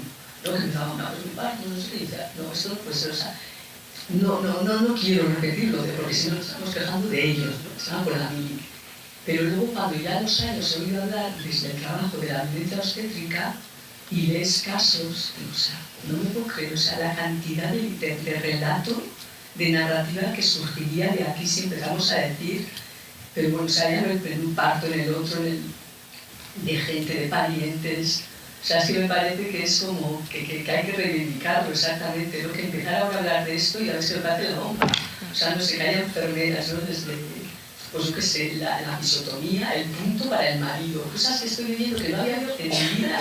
Y soy enfermera, antes que llevo trabajando 40 años, 41. Pero no sé, me parece súper chulo que se esté poniendo todo esto encima de la mesa y desde la antropología, pues maravilloso. No sé, bueno, todo me ha encantado todo y la verdad es que estoy súper emocionada. Lo de la chica esta de la donación de la leche, ¿no? Después de parir y no de llorar ni me acaso. No sé, es que me parece maravilloso. Bueno, ya está.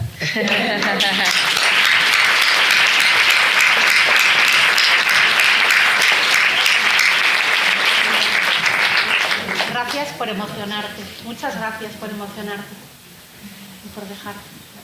Es un ejemplo para todas. Modelo. Bueno. Es curioso, ahora al contaros esto, me acordaron que mi madre, yo nací en casa con una matrona que fue a casa, ¿no? Mi madre siempre cuenta el parto tan bonito que disfrutó y tanto, y claro, luego me pasó a mí todo lo que me pasó y no puedo contar que fue el parto bonito, sino todo lo contrario.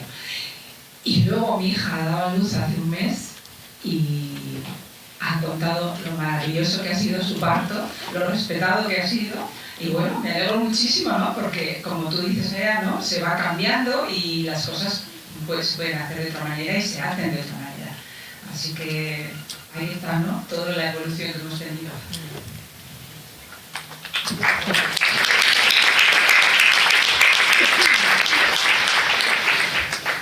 Yo quería decir una cosa, si me dejas, María, porque no me ha entrado en la presentación, pero me parece muy importante. El otro día hablaba con mi supervisora, ¿no? de la charla, de lo que iba a contar, de qué era importante para mí y desde dónde lo quería enfocar, ¿no? Y surgió una cosa que me parece importante compartirla. Yo creo que estáis aquí muchos profesionales que habéis heredado lo que han hecho otros profesionales antes. Y trataros como si fuerais esos profesionales de antes también es violencia. Entonces, es un gusto que haya profesionales sanitarios que quieran estar aquí. No, y no es bueno que volquemos sobre ellos lo que ha pasado antes. Hay que trabajarlo, sí, pero no hay, porque eso también es violencia. Entonces, para mí es un regalo que tanto sanitario esté aquí hablando de violencia este reto. De verdad. Así que ese es mi granito, por si os vale.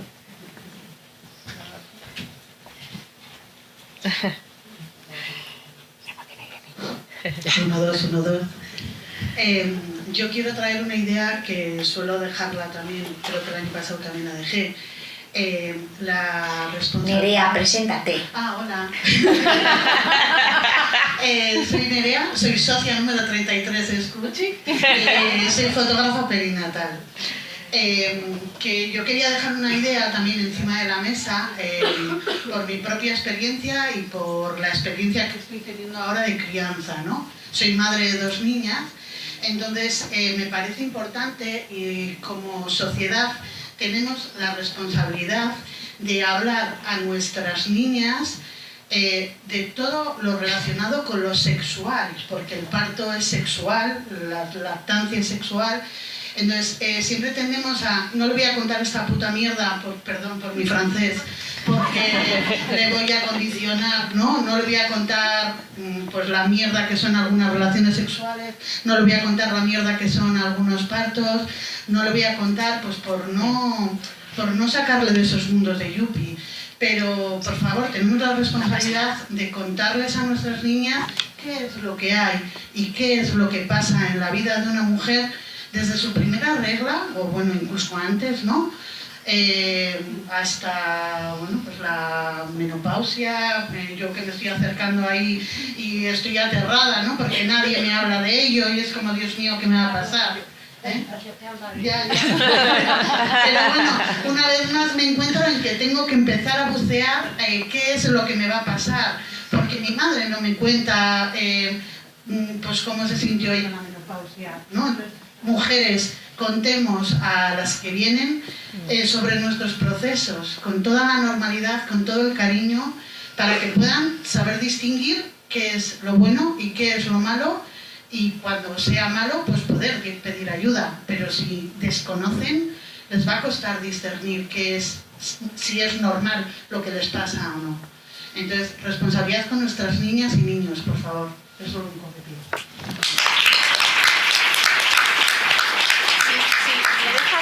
Sí, Nere, ¿me dejas? Sí.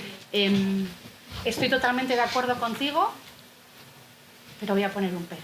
Vale. Trabájatelo tú primero. Claro, sí, ¿vale? obviamente. Porque si no es lo que decíamos antes, estás trasladando a una mente chiquitita, en desarrollo, ciertas cosas, ¿no? Entonces, trabájatelo tú primero, míratelo tú primero, trabájatelo tú primero y luego ya lo charlas y lo hablas y lo pones encima de la mesa. Yo no sé cuántas veces he jugado con mi hija, con la que tuve el parto más traumático, a que volvía a nacer. Y se mete aquí, y sale, y por dónde sales, y cómo me coloco, y qué hago. Y para mí eso es sanador, y para ella también. Sí, pero por eso quería meter ese matiz. Pues yo os quería leer una reacción de Instagram. Preséntate. Buenos días, soy Montse Robles y soy enfermera del quirófano de obstetricia, pero tengo también el honor de ser la presidenta de la Federación Española de Dolor Perinatal, de FEDUP. Y como estoy subiendo algunas cosas al Instagram de FEDUP, os quería leer una de las reacciones referente a la donación de leche que ha escrito una mamá. Me parecía como muy bonito. Justo le comentaba a la compañera la frase última, ¿no? Voy a poner las gafas porque aparte de la menopausia estoy... y la frase que decía la compañera de lo triste no tiene por qué ser lo contrario de bonito, referente a la donación de leche. Y entonces una mamá ha escrito: por aquí una mamá de niño estrella de 38 semanas que estuvo 2 meses donando leche. Una experiencia agridulce pero muy bonita. Repetiría 1000 veces.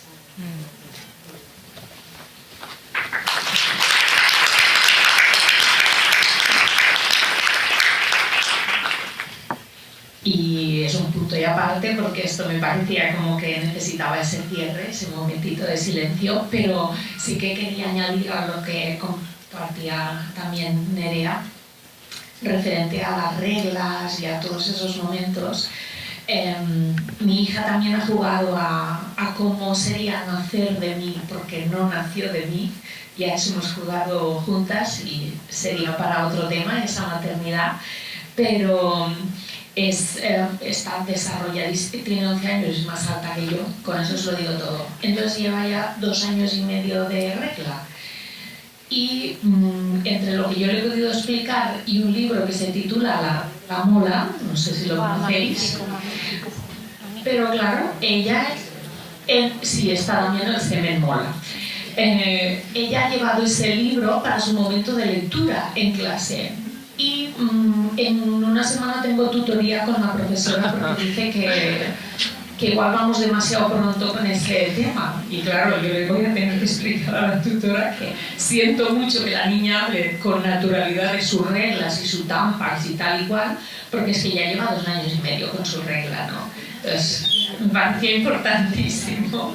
Pero parece ser que alguna niña y alguna mamá se ha quejado porque ella habla demasiado abiertamente de la regla y porque ha llevado ese libro al colegio, ¿no? Pues queda camino. Cultura del silencio, ¿no?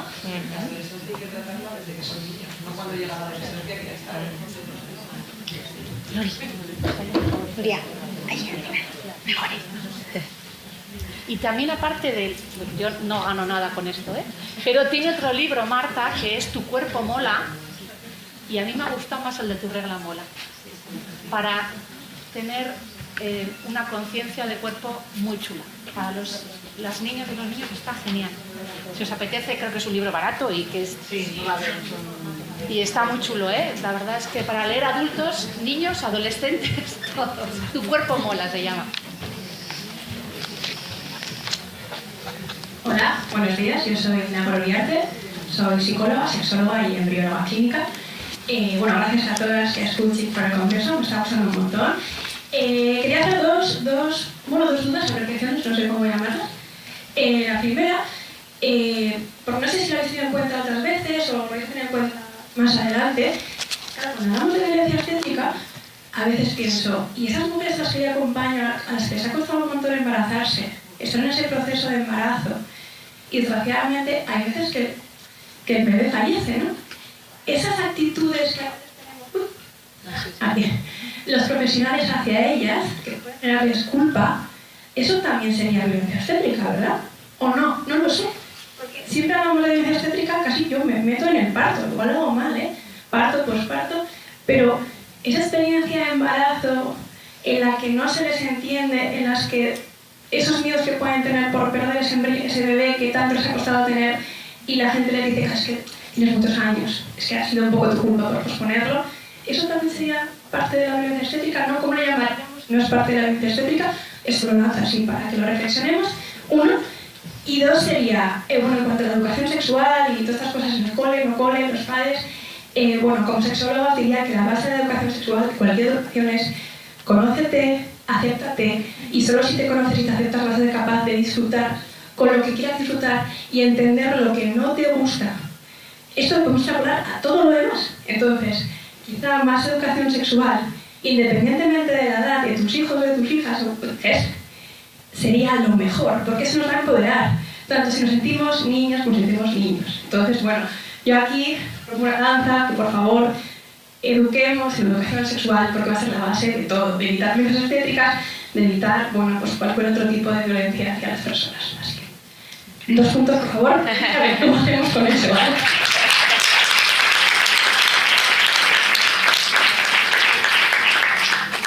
Qué enriquecedor. enriquecedor estos espacios, ¿no? Con miradas tan distintas, ¿no?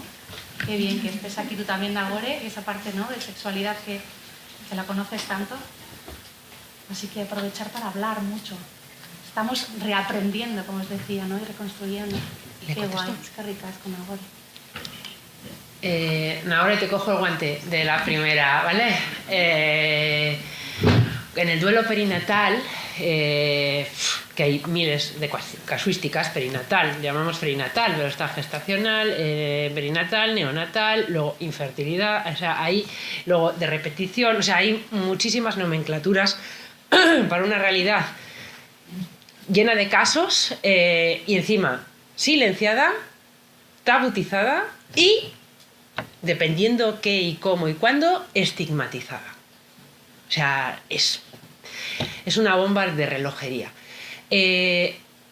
Yo defiendo, cuando hablo de violencia obstétrica y hablo a profesionales de violencia obstétrica relacionado con el duelo, que el mero hecho de que el duelo perinatal esté desautorizado es violencia obstétrica. O sea, para mí, claro, esto es como un iceberg, esto es como... Yo hablo de violencia obstétrica como violencia machista. Igual es más fácil verlo en el iceberg de la violencia machista, ¿no? Obviamente, aquí arriba están los feminicidios y también en violencia obstétrica pues hay como cosas muy claras, el punto del marido, o sea, hay como unas cosas físicas, violentas, incluso psicológicas, que están ahí arriba muy claras. Pero el iceberg es enorme y la sabiduría popular promueve violencia obstétrica. Las frases hechas promueven violencia obstétrica. O sea, todo lo cultural, todo lo simbólico, claro, son grados, no es todo lo mismo, pero bajo mi punto de vista, si me lo preguntas a mí, concretamente en el duelo perinatal, el mero hecho de que no esté reconocido ya es violento. Este es mi punto de vista, como profesional. Decías, Nerea, ha habido recientemente, no sé si lo habéis visto, un anuncio del BBVA. ¡Uf! Tremendo. En todos los medios, sí. Normalizando algo que...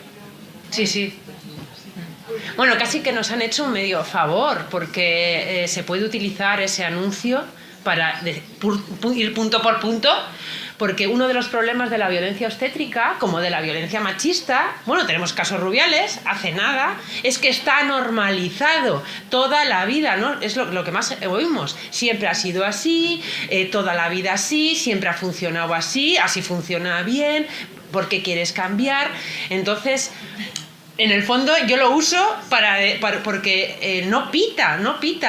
Bueno, vamos a analizar este anuncio, ¿no? Y qué nos parece normal y por qué no es normal. Entonces, y en ese punto que hablabas, no me acuerdo de tu nombre. Sí, Maribel. En ese punto que hablabas tú, Maribel, yo creo también que está la parte de, ¿no? Que decías, es que ellos hablan siempre de la mili y vamos a hablar nosotras del parto, ¿no? Pero nosotras cuando hablábamos del parto éramos unas neuróticas. Pero ellos cuando hablan de la mili son unos machotes. Sí, ¿no? sí. Por eso dejamos de hablar. Es diferente, entonces vamos a encontrar nuestro sitio, ¿no? No soy neurótica, porque quiero hablar de mi parto. Tengo una experiencia y necesito integrarla y para eso necesito hablarla. Necesito hacerla presente.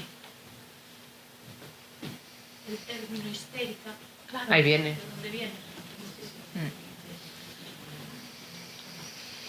Bueno, pues vamos a hacer un descansito. Tenemos media hora para descansar, para salir a tomar un café. No sabemos cómo hace fuera. Son 11:37, 12:10. Estamos aquí, ¿vale?